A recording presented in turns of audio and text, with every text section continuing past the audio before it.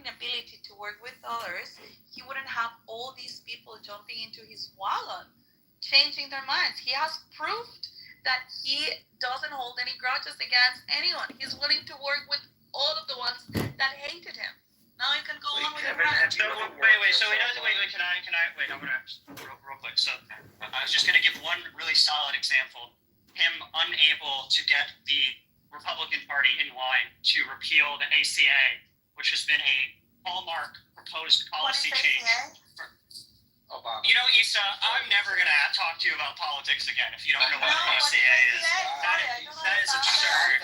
That is actually ridiculous. You said that before the election. Okay, thank you. It's the Affordable Care Act. I just don't know what. I didn't know the initials. Dude. Okay, yeah. So Kevin, a failure and a disorder are no. So I'm saying part of. I thought it was building on Trump, and I think this He's working with little Marco. Exactly. He doesn't hold grudges. Is that why he removed John Bolton's security protections, even though there's been an attempted Iranian assassination? Is that because he doesn't hold grudges? With a grudge, dude. What it has to do Wait, Issa, can you give me a good reason? He's not an official anymore. Okay, so you're saying that we shouldn't offer security protection to former officials? Only Is that your statement? Ones. No, yeah. Kevin, that's not. Okay, and he can afford his personal security, by the way. Kevin, let's take a breath. A criticism of someone, and I have a lot of criticism of Trump. I think that he should have pardoned the violent January 6th rioters. He should have pardoned everyone else. This criticism and saying that it is a disorder are very, very different. I've never met a leader in personal life or ever that makes zero mistakes. But that does not mean he has a disorder. So failing to appeal the ACA was a campaign promise that he failed on. Great. He also succeeded on 1,000 other things. And I'm not a big supporter of Trump, but between Diego and Issa, I'm like the one most marginal supporter. But let's be honest. So you're mixing up a few things that I said. I never said that his failures are his personality disorder. I think he's made a lot of failures and he has a personality disorder. So where do you see the personality disorder? He's highly successful. You don't think that someone can be successful and also have a personality disorder? Well, I think a personality disorder by definition means that he can't work with the people around him. Correct. He failed in his marriage, but he has a great relation with all his children. He successfully married off all his children. His infidelity is a problem. I wouldn't call it a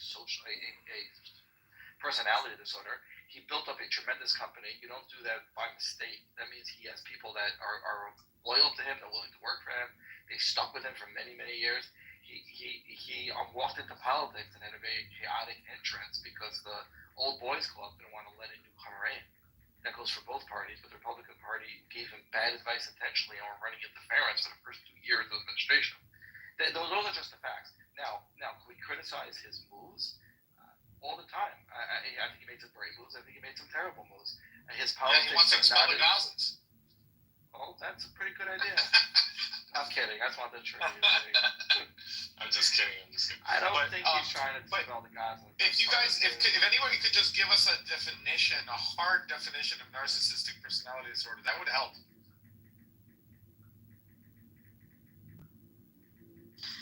Well, the problem with the whole narcissistic thing is that it's too easily used, especially on the internet. Like, we easily claim that everybody is a narcissist, because some people like attention, and it's like, oh, well, he's a narcissist. Well, that's not really what a narcissist is. Like, the narcissist as a personality disorder is someone that is highly manipulative, someone that is deeply insecure, that tries to compensate with you're describing Trump. From the outside. You're describing Trump. That's Trump.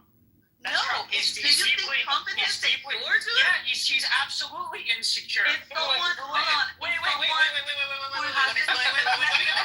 me give examples. Let me give examples. I always like to give examples. You can't cut me off before I give an example. You're so emotional today, Kevin. Oh my God. Wait, Kevin. No, you're interrupting constantly. You're interrupting constantly. You were the one interrupting me. I was in the middle of describing this fucking So you kept talking.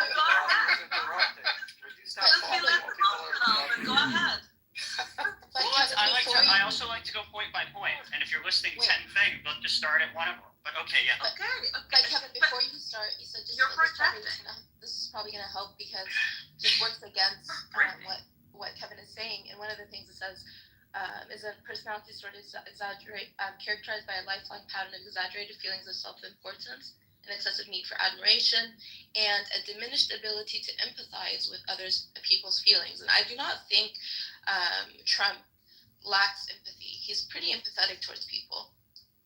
Wait, are you Yeah, I don't think that's the. Are you referring Yeah, to but- Pepeism? Wait, let me say so. I mean, one obvious example You of caught me in my description, and you have said nothing. Yes. One obvious example of insecurity would be the whole crowd sizes thing. I'm sure you guys remember the debate where Kamala made the comment about his crowd sizes, and even though the moderator was attempting to move on, he had to go back. He needed to go back and defend the untrue claim that in his Or the inauguration he puppet. had I'm the no biggest puppet. You're crowd. the puppet. Yeah. He's never able to stand. That is not a Hold on. That is not a narcissistic behavior. That is just that he loves Being obsessive about the size of your crowds. If you tell him, oh, your crowds are little. It wasn't even the crowd size. Like he's We have the biggest penises. That is more about having a reactive personality rather than being a narcissist. He's being defensive about his Because he's insecure. Right, Because no? he's deeply insecure. Okay, that's the part you made up, Kevin. You don't know what this is. That's his political. Well, obviously, this is going to be conjecture. Like, I'm not a psychiatrist. I can't So diagnose Kevin, it. again, the fact that he let her, it wasn't crowd size, it was people leaving his rallies. The fact that he let her distract him by saying people are leaving your rallies is a flaw and a character flaw, but you can't jump to narcissism. I think it's You don't very know that. narcissistic to say that Trump has narcissism when you're not a doctor. Yeah, this is true. However, I have listened to many doctors who agree with me and say that Trump is in fact a narcissist. Oh my God, So your appeal to authority does not work. Well, okay. You know, what is an all the authority doctors that anyway? supported Because your same claim. And now you're undermining the authority you just appealed to. my authority is God, and God only is my only authority is God. Why did you appeal to an authority you don't even believe in? If they diagnosed him without seeing it, they undermine their own authority. I believe in God. Yeah, you If can. someone, listen, he may be narcissistic, but someone would have to diagnose him. You're like saying that he's so narcissistic you could diagnose him remotely, which is Well, no, that's not what I all said. the rules of psychology. Not what I said. Earlier, I even acknowledged that you can't diagnose someone unless you have a formal medical relationship with them. No. I said that he meets an overwhelming criteria. Like if you go down the checklist, it seems obvious that he hits every single point. And as someone who's I've been watching. You know, we've all been watching Trump for 8 years at this point, 9 years, seeing As this. far as I understood, you haven't even been able to define the checklist because Diego says that you weren't able to describe what narcissism is, but you're calling him a narcissist. So doesn't that make you a narcissist? I just got to work, so I have to go. But no, we were going down the list. We were going down the list together, and we started with the first thing. I mean, you can look it up. You can go through every checkpoint, and he checks all the I was boxes. trying to. Very, but yeah, but you. I like this logic. very emotionally. I like this logic. He overwhelmingly checks off everything on the list as long as you conjecturize over everything to hit the list. Liar. Oh, He always wow. leaves. No, he started asking me, what do you define narcissism as? And I was like, what the hell? Like, I wasn't the one calling anybody a narcissist. Yeah, well, listen, I have known one narcissist in my life, and it was Does he horrible. check off the boxes? All of them. I Every had a single longer fucking list one of of them. narcissists. I'm very familiar with the caricature. And it was like, so I was consulting, you know, like on all of this kind of stuff. Like it became like I became so almost like obsessed with it because I needed to figure out, you know, because I mean, like a narcissist person destroys their environment, doesn't thrive, you know, like as you say, he's functional liar. He's not a fucking narcissist. And why, when things don't work out for a narcissist, why, how do they not self-destruct or kill themselves or What whatever? they do self-destruct, and they destruct anything they can around them, because this is the way that they manage to be on top, just like destroying the people around them, makes them be on top of them. It's not by elevating themselves, but it's by pushing other people down. And they don't elevate the people around them either. A good leader will elevate you. They constantly blame, and they don't self-destruct in that way. They don't commit suicide because they blame everyone around them. They're fully committed to it. And that is another thing that a narcissist has. A narcissist doesn't recognize, doesn't deal with personal responsibility. Everything that happens in the life of a narcissist is someone else's fault. They are never at fault. They never make mistakes. They never contributed to anything wrong in their lives. You know, everything is someone else's mistake. Correct. And it's the blame shifting. So, I don't think that Trump Well, here's what's frustrating about Trump. He was taught when he was young not to ever admit to a mistake, and it's a technique. Now, if you notice, he'll do things Roy like Cohen? that. Yeah, Roy Cohen taught him that, and he will not admit to a mistake. So he'll double down, he'll double speak, he'll run in circles. It's frustrating. I think you would do a lot better if you would just admit it and move on. But if you notice with his activities, he admits his mistakes and pivots and changes courses. It's not a narcissistic personality. I would call it a character flaw. It's an oddity. But like, he will say things like, the pandemic was not my fault, I'll list 15 reasons. But he'll change his activities and people around him, and he definitely hears it. He just won't say it. I'm going to guess, and now I'm doing conjecture, in his inner circle, he talks differently. Because, again, his activities and his speech are so different, you can tell it's a persona. It's not real. A narcissist, they'll be fully convinced that they're 100% right, and they'll keep making the same mistake over and over because they can't admit they made a mistake. And also, well, what I have learned, you know, by dealing with one narcissist is not necessarily that you would, real narcissists, you know, like, I know that people say, well, when someone is pompous, and I'm reading your list, Diego, and arrogant and whatever, yeah, well, those are visible things, but what you need to understand is that these things are really deeply rooted in their personality. You know, for example, when you talk, the number one says grandiosity with expectations of superior treatment by others. This is usually not so easily perceptive at first sight. It's more about who they believe they are, you know. And so when you, for example, do not agree with something that they say, or you treat them differently or whatever, you can see that they get enraged, you know, because they, in their head, they do believe that they are grandiose and that they're superior to you. So if you ever demonstrate, if you ever demonstrate or make them feel like they are not superior, then they will get into a rage. You know, it will be like the reaction that they have. Are you sure we're not talking about saying, "Oh my God, we're talking. I am the best in the room. Just stop it. I'm the best. Me, not Jews, just me." Yeah, so anyway, one thing is saying, oh yeah, you know what, guys, I'm super special and I want all the attention from you. And it's like, yeah, well, wanting attention, that is not necessarily being a narcissist. It's like, if I don't get the attention, like, you know, the rage that you can feel, or the way that you try to manipulate your way in order to get that attention. And that's when it becomes like the whole thing about the gaslighting and the whole thing about lying and things about, but it's very internalized. Everyone meet our next guest. We have a narcissist that visited the room to show us an example. Keegan? Good morning, everyone. Well, it's not my fault. Listen, Isa. Yes, it is your fault because you're not listening. Well, and that might be my fault that I wasn't listening. But I used, you know, the form of my comprehension skills to understand that what you were talking about, whether or not you were talking about the J's, the tiny hats, it sounded like you were. So that's my fault, and I apologize.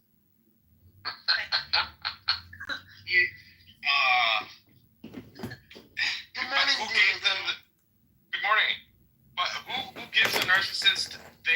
image of grandiosity? Like, where is it built from? I Their believe parents? from themselves. They get it No, from it's themselves. no. Okay, It is. Okay, also, I just want to say that we're all born narcissists, okay? And we're all like narcissists until we're like 18 years old. It's just like a thing. Like, yeah, it's like part of growing up. Well, if you're gonna define narcissism like that in a colloquial way, we all have some level of narcissism, or else we would be completely depressed and not eat.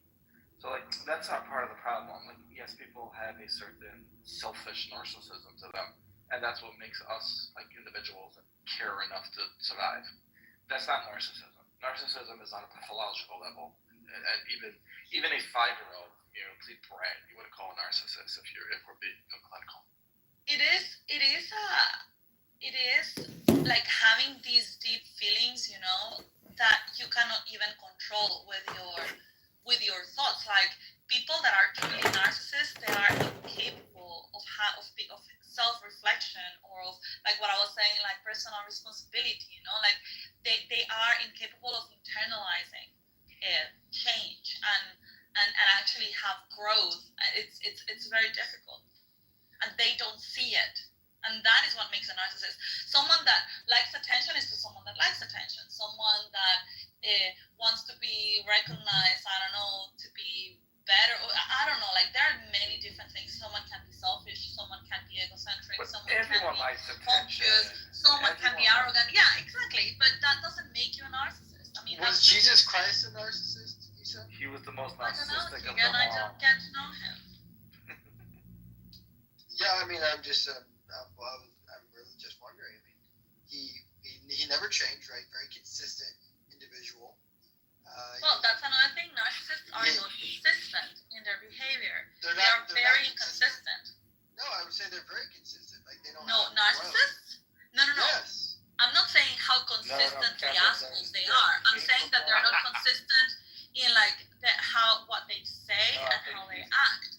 He's confused. You're also confusing self-reflection with consistency. A narcissist can come in a week later and do something completely different and be totally convinced that this is the right thing to do and see no contradiction. But but they won't look at their mistakes and say, okay, that was a mistake, let's pivot. But they're still not consistent. They're very frustrating people to live with. Yeah.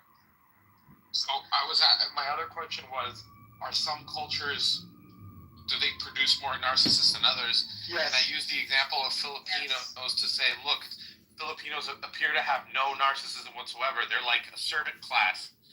I see them at the airports pushing old ladies in, wheelchairs, and they're That's so. true.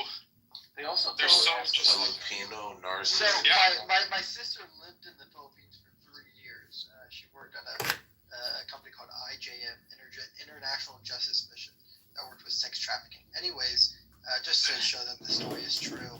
But what she noticed, though, every time she had her birthday in the Philippines, people that did not know her would have gotten her gifts. And she was like, it was a big thing in the Philippines that everyone's birthday is celebrated by everyone. It was a big deal, and she was like, that's something that you don't see in America, especially as an adult, right? Like, adults' birthdays aren't really, they're not really celebrated. You're celebrated by your loved ones, but your friends, and they might text you a happy birthday. But people in the Philippines get gifts. They plan parties. It's this large event, like. You're right. It's a very Now let me give you the other extreme. Based on the humor profile of Seinfeld, you would think that the Jewish culture produces the most amount of narcissists. No, actually, I was thinking completely opposite. I think that Islam and Christians produce Christians. more narcissists than The most Jews. non-positive Hold on, in the world is If you Christians. think about the type of culture, like Jews are whatever kind of power or whatever image you have in your mind about the Jews and the control and whatever, which in my opinion doesn't have to do with narcissism. Like, they are actually a very reflective culture. Like, they have learned to debate. They meet every fucking Saturday just to read a bunch and to discuss a bunch and to challenge each other a bunch, and that doesn't create narcissism. However, if you think about, especially Islam, when they are incapable of understanding the world outside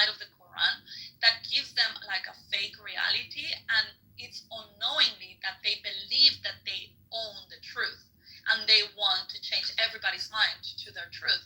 But also similar happens in Christianity, I think, when they are incapable of accepting other people's opinions and they believe that they own the truth and they are always right and everything that happens is everybody else's fault. It's like the dogma, I think, that creates narcissism as well. Do you ever listen to Brett Weinstein? Yeah. Brett Weinstein had an interview with someone on Dark Horse. I'm looking for the name of the guy he interviewed, and he was like making a society diagnosis, especially of Gen X, both the younger in America, that we all have become Gen Z, that we all have become Cluster B. Okay, his name is Joshua Selcom. I think you might enjoy it. Can you put that link or something? Let me look for it. What's the name of the other brother? The other Weinstein? Eric. Eric. Which is the one with all the moles on his face?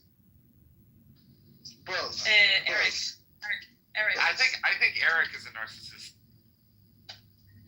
You think Eric is a narcissist? Why? Because he tries to speak in English and no one can understand him? I think he thinks his shit don't stink. Like, I think that he thinks everything he's got an opinion about everything and it's never wrong. I think there's a difference between A, being opinionated and stating your opinion, and being a narcissist, and also very firmly like self-awareness. You can talk about yourself and be aware of how you do things without being a narcissist. Okay. So And that's the thing. When you have the capability of, for example, review an event that happened and you doubt yourself when you did the right thing, or maybe you were in the wrong, or you're actually looking for the truth, on someone else's opinion, and you are reflecting, just that reflection, that means that you're not a narcissist. Like, you might be have had a hard head, you might be stubborn, but that doesn't mean that you are a narcissist. When you're willing to be open to the fact that you might have been wrong about something and that you might have something to correct, but narcissists don't have that capability. Now, I want to counter what you said, Issa, though, about how Islam and Christianity produces a lot of narcissists. I don't know about Islam, because Islam probably is full of narcissism, but Christianity, I think a key statistic for whether or not you have a narcissistic culture or society is adoption, and adoption for children over the age of 3. And the group that does adopt in the U.S. and in Western culture over the age of 3 is only Christian. How exactly is adoption related to narcissism? Because that's I'll stupid. tell you. I'll tell you, because why would you adopt a child that's not yours, especially over the age of 3? You have desire of control. That has nothing to do with desire of control. I think Yes. that's one of the most selfless acts you can do.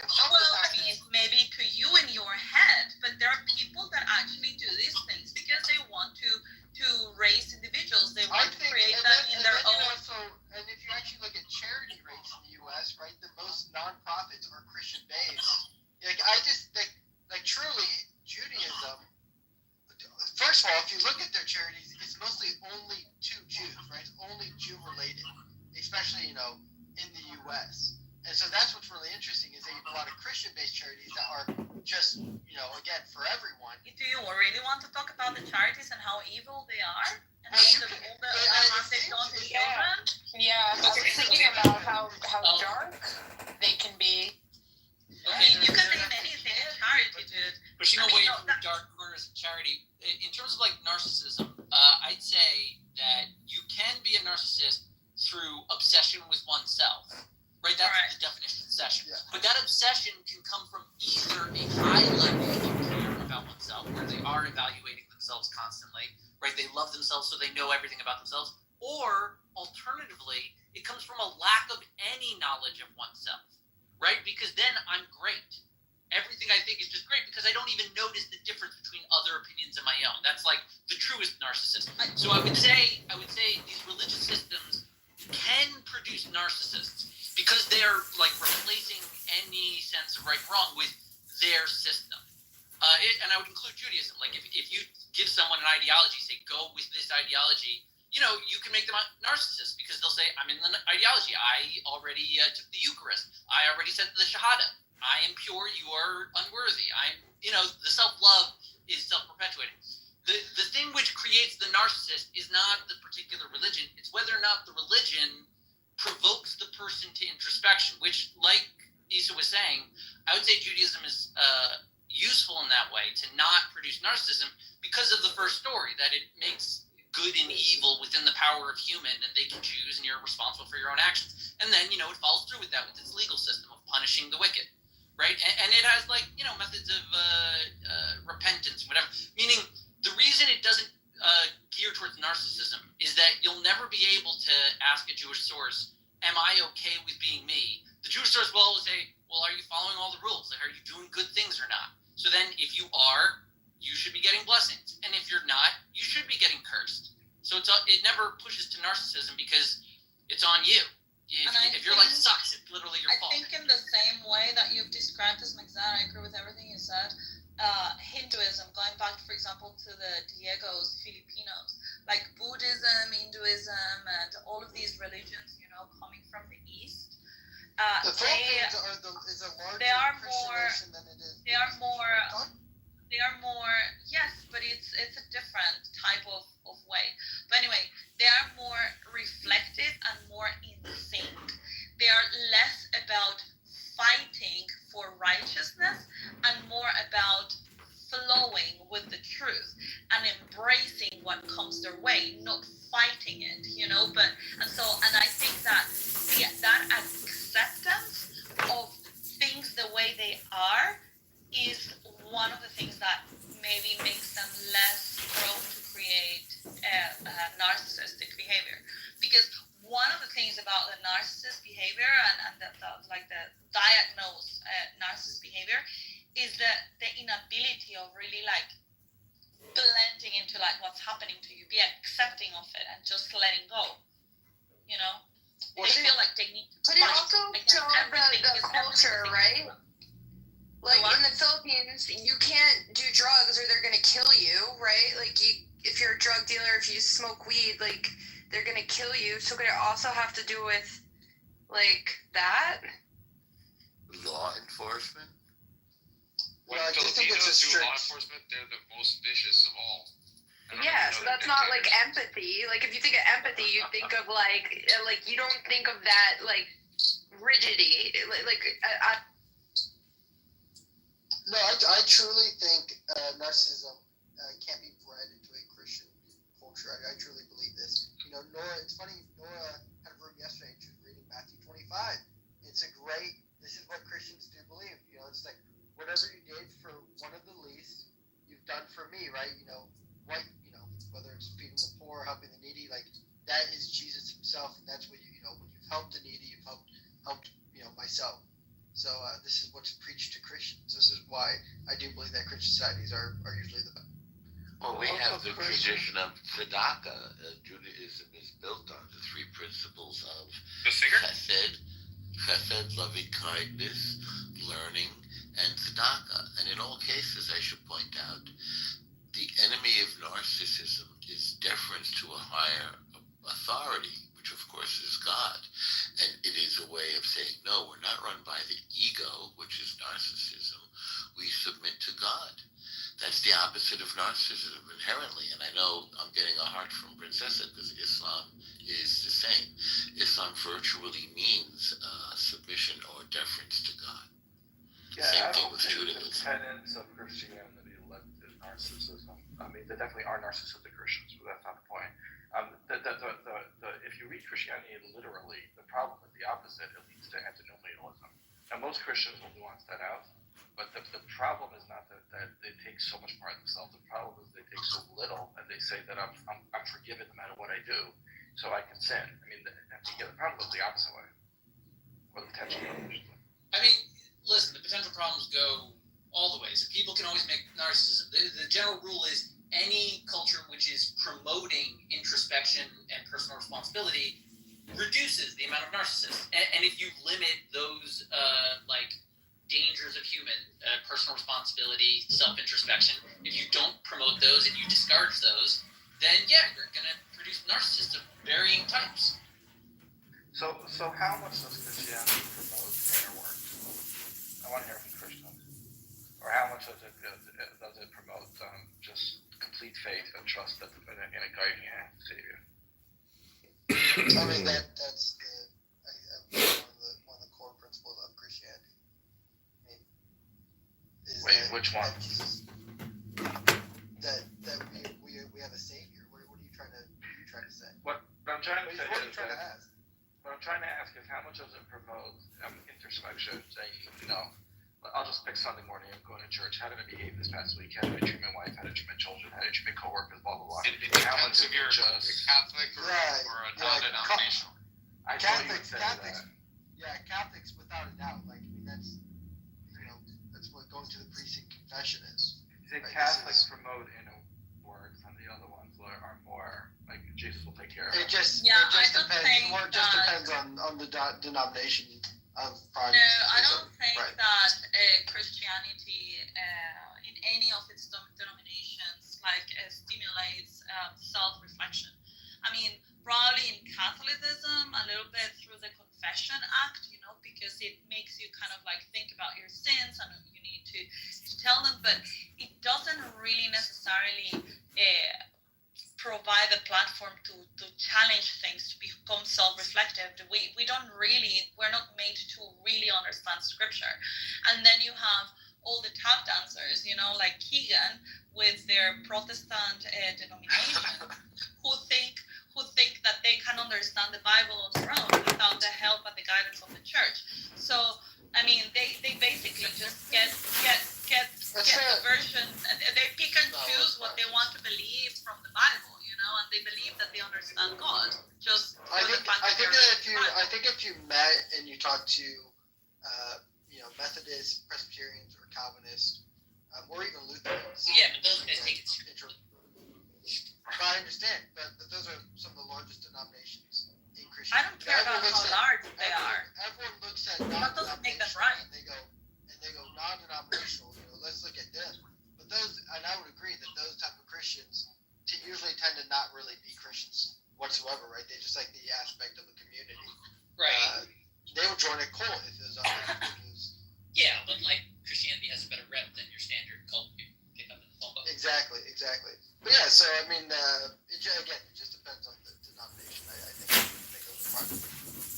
Yeah, but Protestantism, they're all tap dancers, dude. I mean, you believe in sola scriptura, you don't believe in the necessity of the church, so really you're disregarding the guidance you're just like of the church that Jesus left you. Actually, he talked about the church all the time. He left us a church, not a book. Yeah, he did. He did leave us the church. Exactly. And you are deviated from that. Keegan. The way that I've described it is when you leave a Catholic mass, people tend to have a somber feeling, as if something very weighty has just been experienced. When you leave a Protestant mass or whatever you call it, typically there's a feeling of joyfulness and energy because they just watched the show. There was a little bit of talking down to them at some point. But generally the show must go on, and there's uplifting music that people eventually leave and they feel good. Do the parishioners participate in Catholic Mass, or is it only the guy at the top? Only selected do parishioners participate.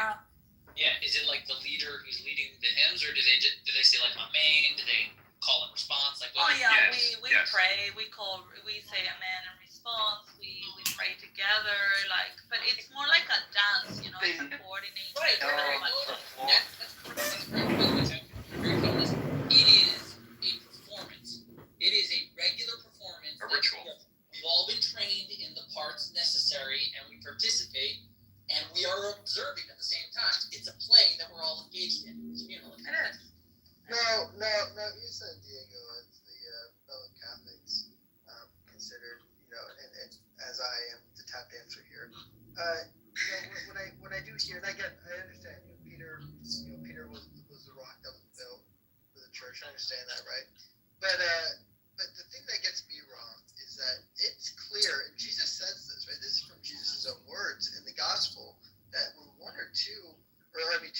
or more are gathered in his name, right? That the church is there, that spiritually. No, he didn't say the church is there. He said, Yes, my if spirit two or will be three- there. Matthew But he didn't say, 18:20. oh, if two of you gather, that will be my church. He never said that. He said, when two of you gather. Whoa. Okay, so maybe I'm reading it. I'm reading it exactly. Yeah, but okay, read the exact Where words. 2 or 3 are gathered together in my name, I am there in the midst of them. Correct.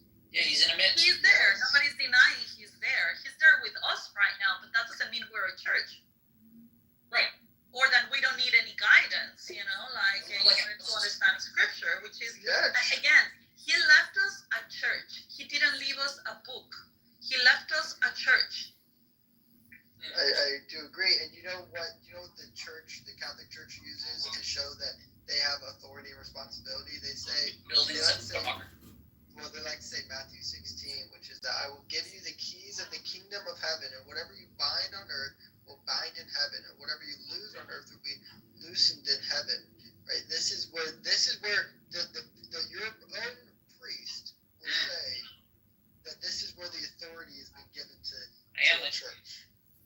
Right? Which again, I would say, if they could take that scripture and say, this is the responsibility and authority that's been given to us, I would then say that when Jesus says, when 2 or 3 or more gathered, I would say that that's a spiritual community, and that is the church itself. The church is a spiritual church.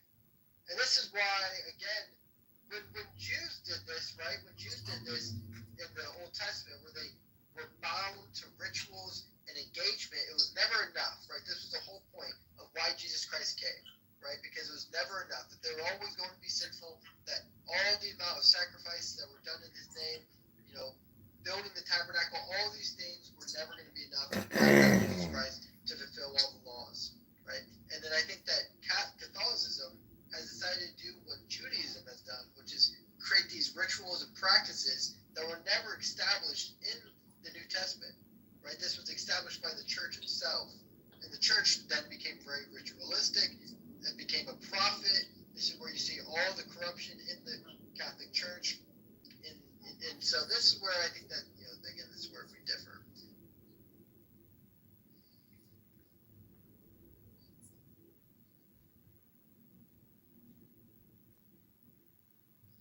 But there's a lot of tap dancing Protestants, I do agree with that. But there's also a lot of Catholics who are not believers whatsoever.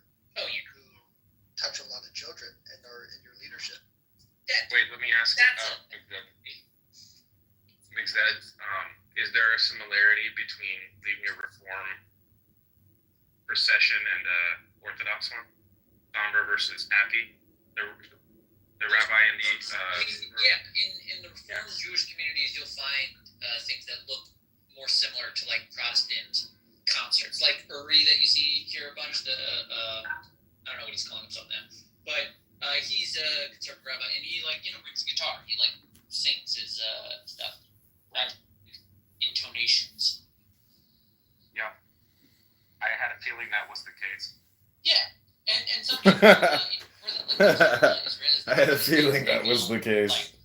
More welcoming and happy at like a conservative shul with a bit more theatricality than like an Orthodox base where it's 10 guys that just showed up because they show up every single day and they know all the stuff and they're doing it every single day whether you show up or not.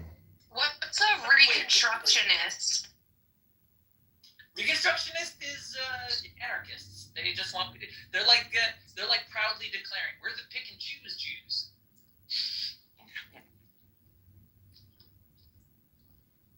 So the like I mentioned before, I think you hadn't been in the room yet, but the narcissists in the show Seinfeld, what do they practice?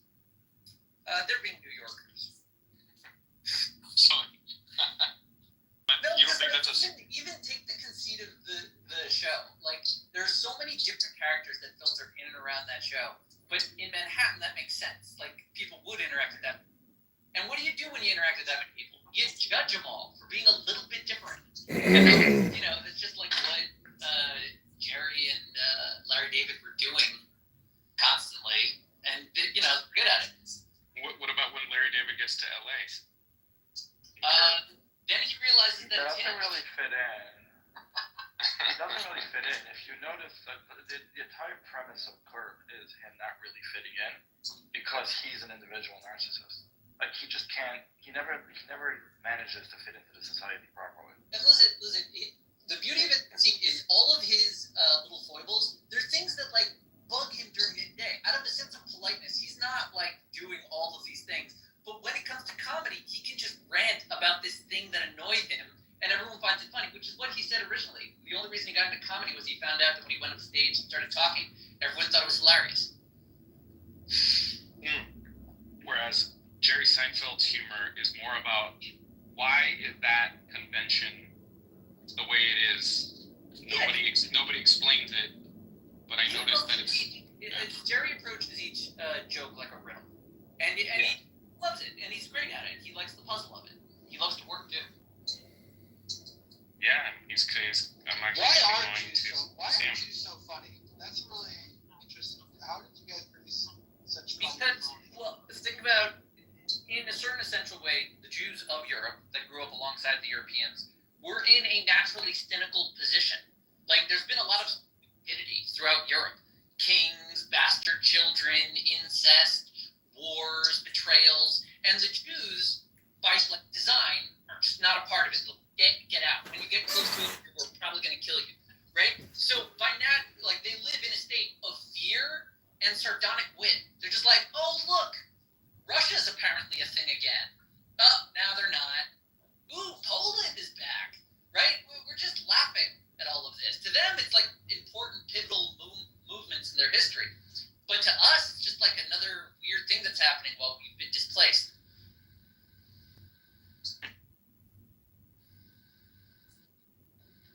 Does that mean anything to you, Keegan? Do you get it?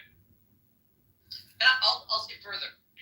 Humor comes from having a deeper perspective, having more concepts to unpack in like a single narrative. And the longer the scope of your cultural history, if you have maintained it, I think you can have a more cynical, more realistic, funnier perspective. I would say if you found some other like long-lived cultures, you'd probably find some pretty good humor there. Yeah, but a lot of the humor is a critique, and to have a critique, you have to Exactly. You have to have a long, stable position that has responded to all of the shifts that have happened throughout time. That's how you have humor, because it's funny. Right? You can't. Why can't you joke about genderism? Because it's new. People don't know how to respond to it, and they know that the best way to critique it is with the old conservative positions. And that's where you find the humor, on the right side. On the right, the conservative base, you'll find them critiquing the new, but the liberals can't because they don't have an age-old perspective to be cynical with. They only have the modern perspective to be cynical with. So transgender is new, you can be cynical about it. But aren't these two shows that we're talking about, aren't they not critiques, but rather self-deprecation? No, Yeah, well, they're critiques. People that are just critiquing all the time. No, they're critiques. I mean, I don't agree with everything he's saying, but they are critiques of societal norms. Both the shows are critiquing societal norms and questioning them. Seinfeld doing it in a more typical way of just like questioning norms. And Larry David is like, well, what if I just decided to be a complete narcissist and do my own thing and ignore society? How would that work out? But they are critiques of like social norms. Like, I'll just throw an example, right? George picks up the half-eaten eclair from the trap. Is that self-deprecative humor, or is that? Well, I don't remember that scene, but he's questioning like we eat other No, that. things. Like okay, this is.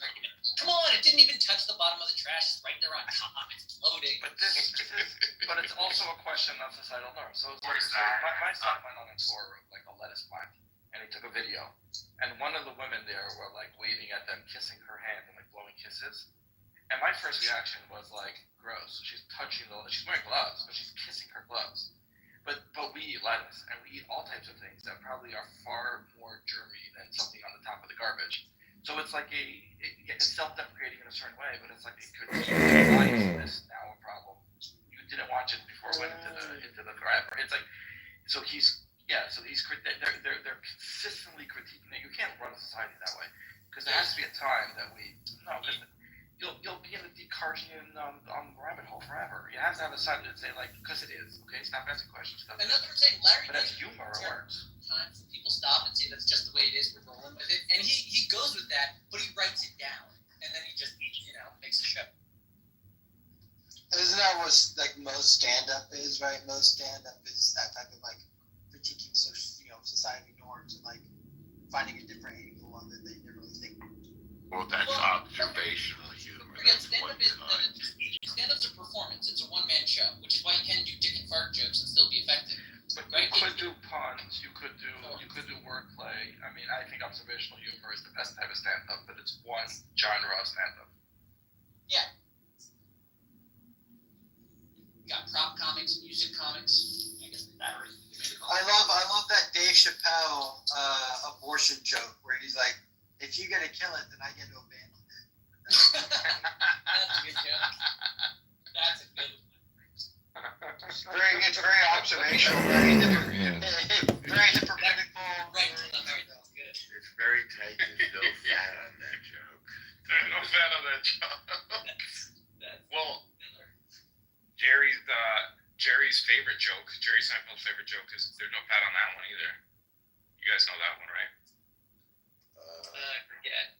I guess the joke itself is that Keegan will not understand the jokes, and the joke I know goes. that joke. Yeah. You should say it out loud. I have to have coffee first. It has to do with what Gentiles don't understand about life. Two Gentiles walk down the street and run into each other. One says to the other, "How's business?" And the other one says, "Great." Yeah, that's the whole joke. Yeah, I actually don't get that joke. That's part of it. That's because Keegan, that's because you're the butt of the joke. You're not going to get the joke. Oh, Yeah. you just get the joke.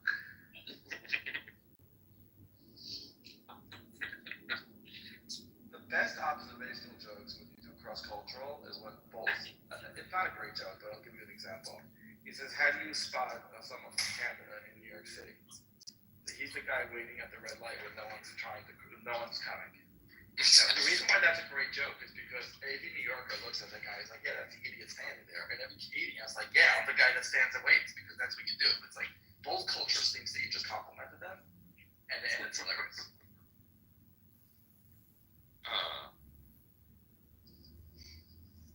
So we haven't cracked down. So Isa says that he thinks Christians, what was it? Christians and Islam create the most narcissists. Is that where we're I at right think now? so. I'm not saying obviously that they're only Christians. I think agnostic create is narcissists, the- but I think that it brings them. That doesn't produce narcissists. Come on, guys. What? We're just going to exclude atheists from consideration as to whether or not they produce narcissists. No, narcissists Yeah, create. atheists not at all. and agnostics definitely. But so here's the thing. Keegan, I I'm not think talking even narcissists about. create I'm not even talking. Oh my God! I'm not even talking about the religion itself. I'm talking about the cultural context. And in my opinion, culture is influenced 100% by religion. So even if you are an atheist, you will not be the same type of atheist if you are a Jew atheist or a Christian atheist Or of a or an Islam atheist. It's a very different kind of atheist. So the culture of Islam and the culture of Christianity, in my opinion, brings more narcissism than the culture of Judaism. If that's true, and I'm not telling you it's true, but if it is true, it's because of being saved. Meaning, if you could just be saved without inner works, that would be an atheist when it becomes atheist of doing less self-introspection. I'm skeptical and hesitant to say that the rates of narcissism are more. I don't know. I like the Jews. I think they're doing fine. But I think every culture. Obviously, because you're a Jew. Yeah, and also every culture has narcissists. And I don't know what the rates would look like. Yeah, and I'm not. That's the reason why I'm saying that I'm not giving a totalitarian argument. Of course, there are narcissists everywhere around the world, Right. and in any type of religion. So I'm just saying that I feel that they are bred more into these two other religions. Well, we do study the nature of sin and bad you What have, up, like, Carolina? special No. words describing them that are I don't know what you mean. Is this you? But I am But in a you're clubhouse room But you made a good point listening to before, narcissists like, talk about Judaism, narcissism. I mean, like, you guys also think that you hold the truth, right? I mean, like, Yeah. but I do believe that in yours religion, it's not that you give necessarily the space for potential other religions to be true, because you do believe that you own the truth and that you are right. Otherwise, you wouldn't be doing your. I don't know if you thought I was Elon Yeah, Musk, but no, I'm not. But I I'm also Adrian believe that Dittman, the type of CEO discussions, of you know, Tesla, that you guys SpaceX, have Boring is Company. less dogmatic Are you bored and yet? more, I don't know if I'm right in saying that it's less dogmatic. Well, also, It could like, be, you're right. If I understand what you're trying to say, but we've not Judaism, right? We've had to interact with the new philosophies as they develop in Europe, Africa, and Arabia. We had to develop with all of those and interact with each other while different communities were developing with different insights. So, like, yeah, we have to be a bit more open because we've been opened. Our state was taken from us. so Yeah, and I he believe said that also the Judaism. nature, just one last sentence, Maya, the fact that you guys don't go trying to convert other people, that is one of the very strong factors on why you're letting others to believe what they want. Yeah, so I'm going to say it in a different way. Judaism definitely believes it is correct and solely correct. I mean, but it gives space for other people to be wrong, and that's okay. Meaning, based on the information you have, it's understandable where you would get to. So that's why you don't go to a convert, because based on the message you received, that's acceptable of where you are. You're not trying to convince others exactly that they're And not condemning others, which is a major difference. In Christianity, if you don't accept, I mean, Islam's a little more nuanced because they say if you didn't get the message, but once you got the message, but it's basically a game of name that God. In Judaism, it's a much more robust test, and that grace has to be given to other people to say, based on the information they have, that they're making the right decision. Meyer, and when you that's okay. say correct and solely correct, then what? That Jesus isn't the Messiah? Right, Tom that Brady Muhammad says, wasn't like- a prophet, yeah. Okay, but what specifically? That's, I mean, those that were correct very in what? Those were very two specific examples. I mean, you want to go through all the tenets, the 13 attributes of what makes you, like, I'm not sure you're right. Even that comes later in time. You don't have that earlier. You have that during. Okay, I'll say it a little more clearly. No, But it's you a realize- earlier. That's a mistake. You're wrong about that. But anyway, I'll say it a little more clearly. Point is, when people, if someone is not Jewish and they're not, even if they are Jewish and they're not practicing the religion, that's not a definite condemnation on them. Because if they grew up in a society that taught against it and weren't, Thank you, Carolina. based Have on a the good day. information Take care. given, they are a good person, then it's not on me to judge, because it's a much more robust test based on you have to really know every part of the person, which is impossible for one human to know one another. But that doesn't mean to say that practicing a different religion is an acceptable form of practice. So that means that Judaism is saying, no, Judaism is the correct way, but God will judge you based on the information you have, and if you did what's quote unquote incorrect, that's okay in your place. You follow me? Yeah, can I add something? You can try. Please. Our tiny relative nation, they have their boundaries, religion, views in the relationship with God is out of the window. They create the communities, and control the financial system. But the ignorance that came from the history is immense.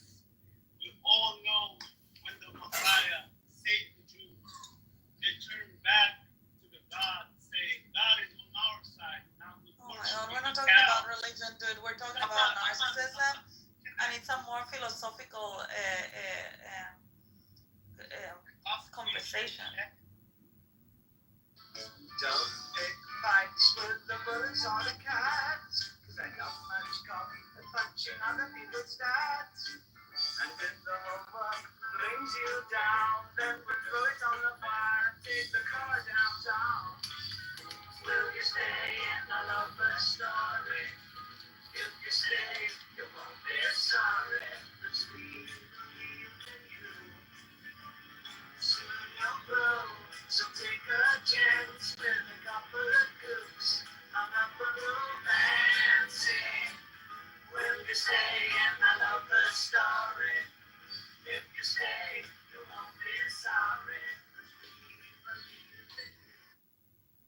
people that exhibit grandiosity and other characteristics of narcissism.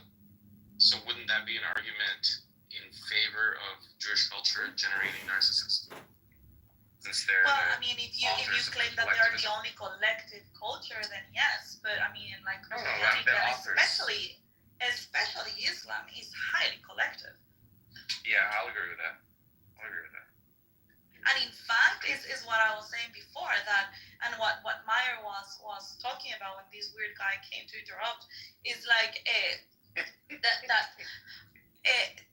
your capability, and this I think the key, your capability of existing and adapting into a diverse environment is what gives you the ability of not being a narcissist. When you get into an environment that you consider hostile, just that consideration of hostility is already fitting into a narcissist's mind, because you believe that you need to correct them, you believe that you need to make them believe what you believe.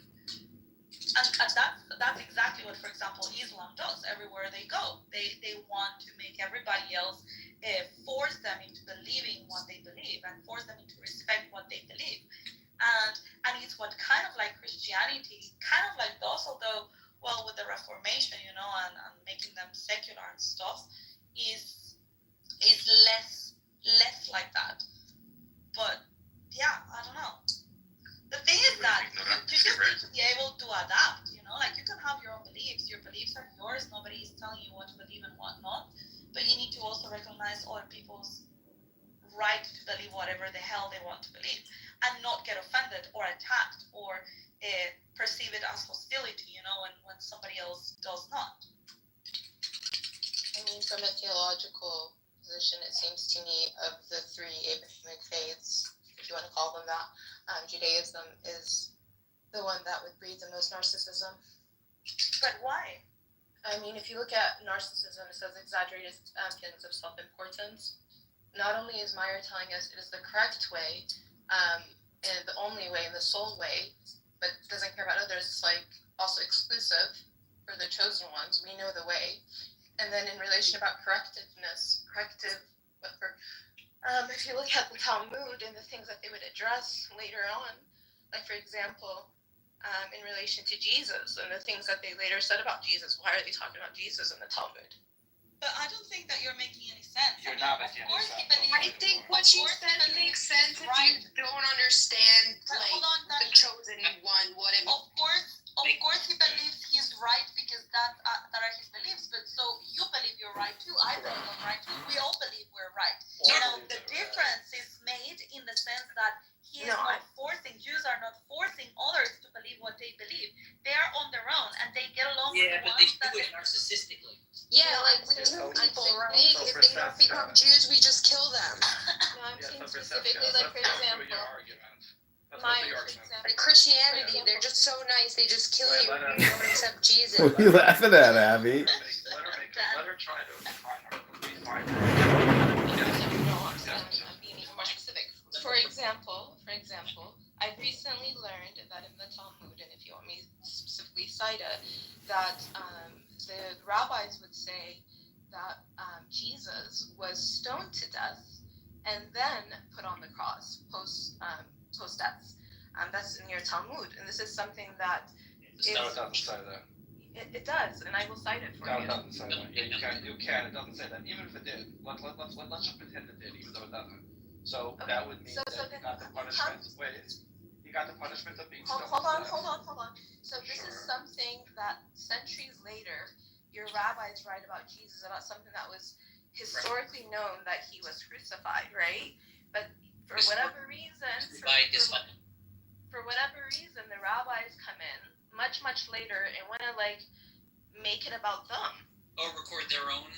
Yeah. Oh, okay. So It's very narcissistic. And not only that, it's exaggerated, it's a lie.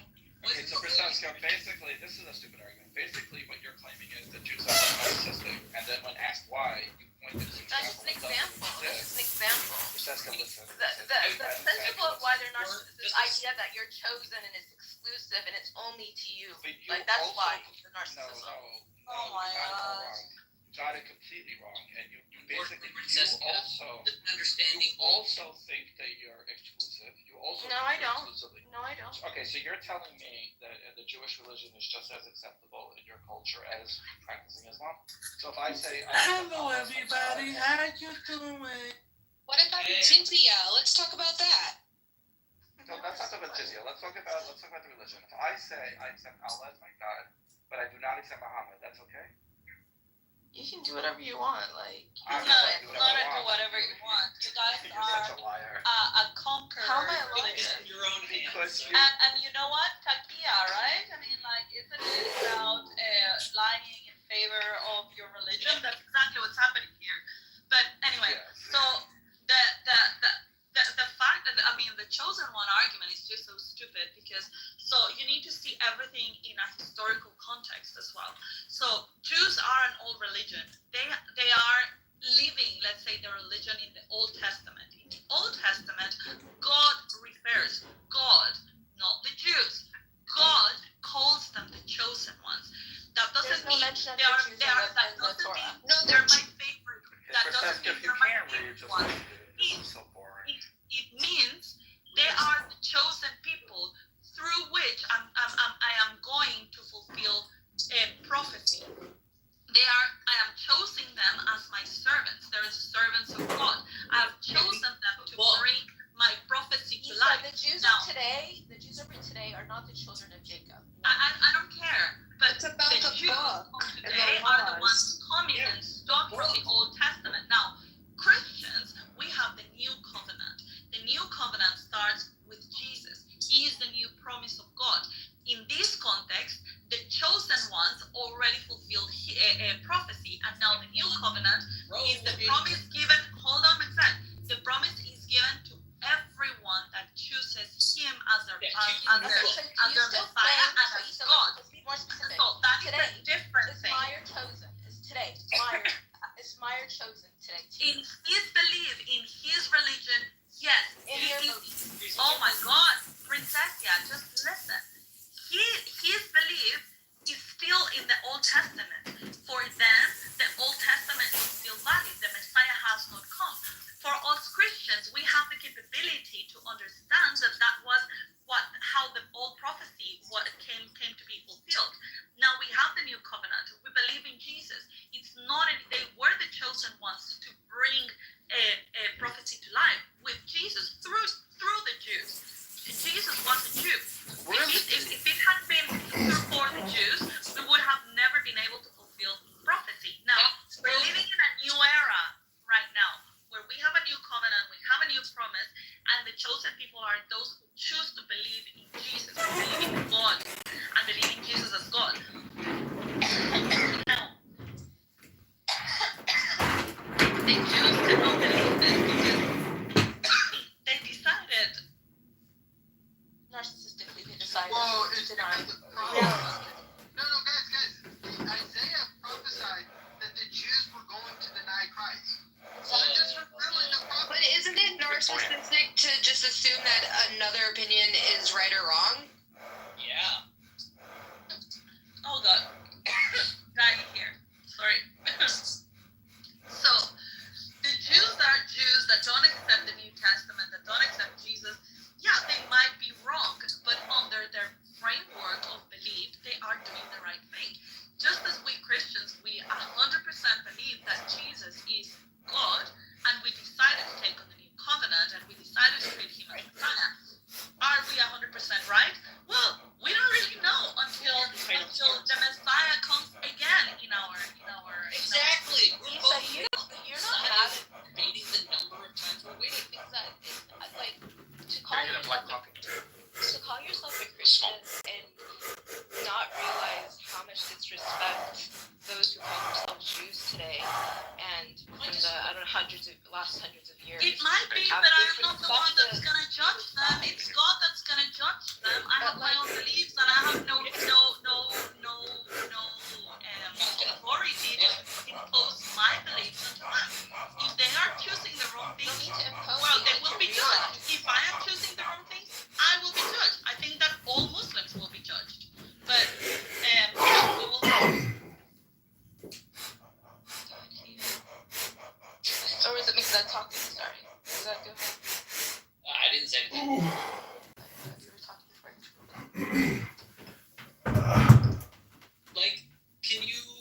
head around people who disagree with you? Are you asking? I don't think so. Seems easy to wrap her head around people disagreeing with her. Okay. So She can you? doesn't have to. She has Yeah, I know. the arguing for her. Listen, it was an honest question. You don't have to wrap your head around other people's opinions. They could all just be trying to work against you. My question is, can you wrap your head around other people being honest and genuine good people and coming to different conclusions? Makes the fact that I guess you don't engage with me enough. Yes. That's why you're asking. Oh. This. It's so funny. This is in reaction to No, the makes sense. I don't want to just get yes or no, but I Sure. demonstrate that. I demonstrate that. Issa does not demonstrate that. I actually demonstrate that. But go on. Swear to your own opinion that you demonstrate. You must be loving this, I Abby. demonstrate that in my conversations with people and listening to what they have to say and wanting to better understand their point. Your own judgment or someone else? From others. I have others that can vouch for this. Diego, I love you. I agree with Issa that, listen, without Jews, we don't have Christianity, all these things. And I don't blame, I'm not like someone who's like, the Jews are just, they're just wrong. Like, no, as I've said, it was prophesied by Isaiah that there would be people who would deny the Messiah. Now, whether or not you believe Jesus Christ is Messiah, whatever have you, it's great. But that was prophesied. And so the Jews fulfilling prophecy is just how it was going to be always. So But what does it That's just mean how to be a Messiah, though? What does that really mean? Oh my Oh god. my god, no, What I'm does it- sorry. Can you please mom me? Why? No, he's down. Why'd you guys kick him down? I don't know, because he's Diego, taking us up to a place where we don't want to be taken. Diego, I posted the Spotify link, by the way. I don't know if you saw By the way- it. I couldn't. Posted the what? The Spotify link that we were talking about maybe an hour ago. The interview of I don't see it anywhere. It's Where- in the where is side it? chat. I couldn't Yeah, find your it's- Telegram. I sent it to you directly. I'm gonna send it to Okay. Then it's Nora, did you watch that YouTube video yesterday? I started watching it. I'm gonna watch it today. It's not very long. It's like 25 minutes. Yeah, it's not long at all. Did you guys see this thing with Deep Sync? This is like big news. Yeah, nobody wants to explain this to me. Did you see how much it cost them? It cost them $6 million. I can explain it to you on the most superficial level. It's actually 5 million, but I can see why you chose. Diego, I can explain it on the most superficial way. Yeah, please. Other than it's free, please. No, they basically have discovered a way of using a whole lot less physical resources Yeah. to do the same amount of computing power. So think of it like what's it called in storage? Like when you consolidate. I forgot the term. Like when you're able to put much more information. RAM. You're able to Compression. compression. Thank you. So they basically figured out a kind of compression for computation. So that makes all the ancillary companies that are around AI making the hardware unnecessary and through the market go tizzy. That's most superficial because that's basically all I'm up to. But I hope that helps. But they've overcome financial and technological restraints that we saw currently existed.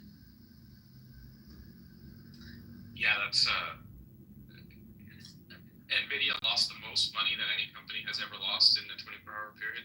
I think is what the point is. Diego, But if you look I at sent you Meyer's link to the interview, and Meyer, I sent you Diego's Telegram so you guys can be there. if you look at the 5-year chart of NVIDIA, it's a fluctuation that is, not that dramatic compared to the 5-year moves of the stock. Okay. I mean, the biggest drops actually happen in bull markets. This has long been known. Yeah. Okay.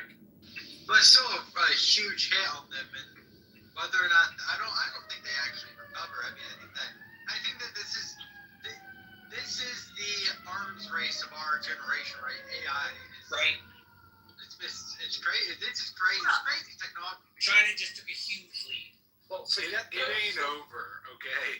Oh, China came came behind and came up with something Something like comparable. No, but It's forget slightly the cheaper. financial. Well, Mike, you're one of the retard ones that keep thinking that Wait. China is following U.S. innovation. They are driving innovation. You are the ones following innovation.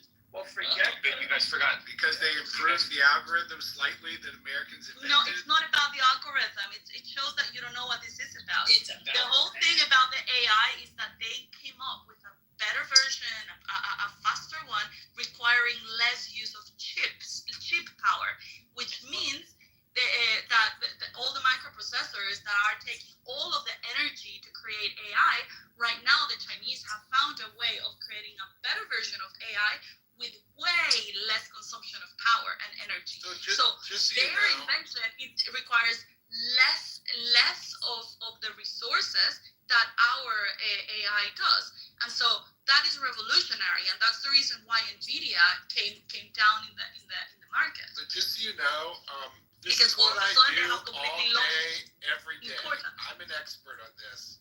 AI. Yeah, well, I you don't use sound this like one. I'm stuff, sorry. I build this stuff. This is what I do. Well, So- someone that calls himself Okay. an expert, to be honest, is very dumb. But So I know how DeepSeek version 3 fits in with the many other models that are coming out now. It is an impressive advance. Does it mean that the Chinese are conclusively ahead?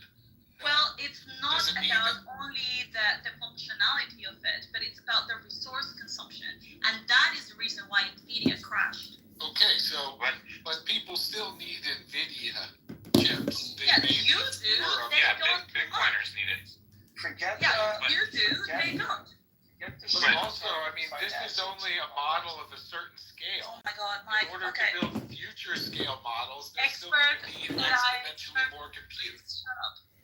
Okay, forget. My understanding. Do you know the scaling laws? Explain scaling laws to us, please.